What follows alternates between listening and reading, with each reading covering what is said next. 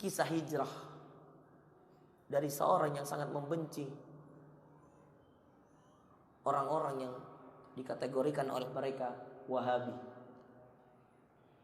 Orang-orang yang memakai celana di atas mata kaki, mereka katakan Wahabi. Orang-orang yang memanjangkan jenggotnya, mereka katakan Wahabi. Orang-orang yang berniqab, bercadar, mereka katakan itu istrinya Wahabi, adiknya Wahabi, anaknya Wahabi. Baik, kalau memang itu yang menurut Anda, baik, dengarkan kisah seorang ini. Yang kemudian dia sangat membenci orang-orang tersebut yang katanya ahlu sunnah. Dia katakan itu berlebihan, itu israf, itu arabisasi dan seterusnya. Bagaimana Allah menyentuh dia dengan hidayah, saudara? Allah jadikan anaknya penuntut ilmu. Dia masukkan ke pesantren. Anaknya bertemu dengan ustadz yang kemudian pemahamannya salaf. Bapaknya masih dengan pemahaman yang sama. Sampai-sampai kemudian ketika bapaknya sudah mengetahui anaknya sudah memotong celananya, memanjangkan jenggotnya, berpemahaman seperti pemahaman yang menurut mereka, menurut dia Wahabi, dia katakan, mulai sekarang kamu keluar dari sekolah ini. Anak tetap anak, sam'an wa ta'ah, dengar dan melaksanakan. Keluar. Anda tahu, lalu kemudian dimasukkan anaknya ke sekolah umum. Anaknya masuk, sam'an wa ta'ah, bakti saja kepada orang tua. Dia masuk sekolah umum yang perempuan laki-laki bergabung dan seterusnya. Dia ikuti dan dia menjadi ranking nomor 1 di sekolah dia. Sehingga akhirnya kemudian dia diutus oleh sekolahnya untuk perlombaan olimpiade.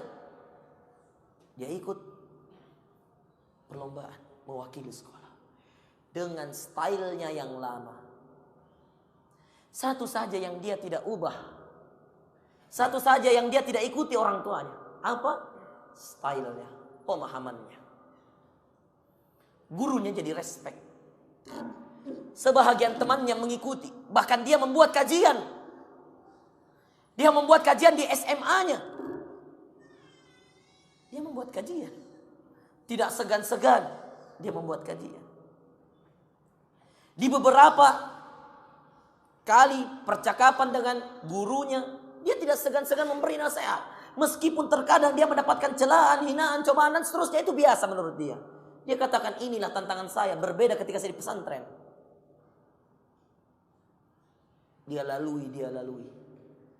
Sampai dia masuk fakultas kedokteran terbaik di universitas terbaik di daerah dia, di Jawa Tengah. Lulus dia fakultas kedokteran, jalur undangan. Hafalannya 30 juz, saudara.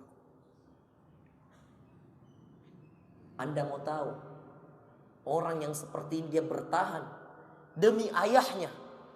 Bagaimana ayahnya tidak menangis ketika ayahnya mendapatkan anaknya lulus di fakultas kedokteran dan dengan style yang sama, lalu kemudian ayah mengatakan, coba ajarkan aku sedikit saja apa yang kau ketahui tentang pendeknya celanamu, panjangnya jenggot.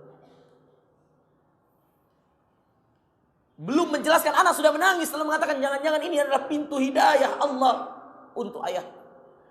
Dia bukakan hadisnya dalam Sahih Bukhari. Dia bukakan hadisnya tentang bagaimana celana yang di bawah mata kaki atau kain yang berada. Dia bukakan hadisnya. Dengan santun dia mengajar, dengan khas Jawa Tengahnya dia mengajar. Orang Solo. Dia cerita. Belum selesai satu hadis, ayahnya sudah menangis. Lalu kemudian ayahnya mengatakan, saya selama ini salah, nak. Belum selesai satu hadis. Di Sahih Bukhari. Sebelum dia buka jelaskan tentang hadis Sahih Bukhari, dia cerita panjang bagaimana perjalanan Imam Bukhari mengumpulkan hadis dan bagaimana pengakuan ulama tentang kesahihan, kebenaran hadis-hadis dalam Sahih Bukhari. Lalu kemudian ayahnya menangis. Belum masuk tentang masalah jenggot, baru tentang masalah kain. Ayahnya sudah menangis lalu mengatakan kepada, ajarkan aku agama ini, nak. Anda itu hanya mengatakan satu. Ayah, agama ini adalah agama dalil. Sederhana saja ayah. Ada dalilnya, kerjakan. Tidak ada, tinggalkan.